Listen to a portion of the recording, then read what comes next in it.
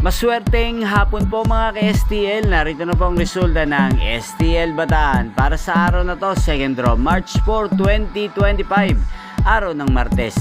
Naway mga natayan niyo pong mga numero kanina ay manalo nawa ngayong hapong ito, 4 PM. Kaya't kunin niyo na po ang inyong mga tickets.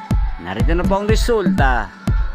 Ang mga numerong nanalo sa STL Bataan ngayong hapong ito, March 4, 2025, 4 PM, second draw result 11 at 36.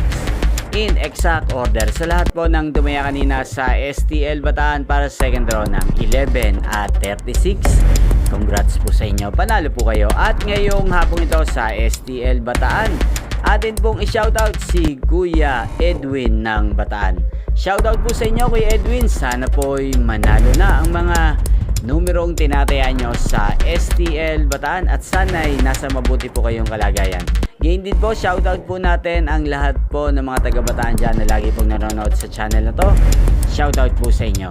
Inyo pong napanood ang resulta ng STL Bataan sa channel na to, Roderick Hernandez TV. Maraming salamat po sa inyong panonood. Magkita-kita pong muli tayo mamayang 8 PM. Thank you for watching.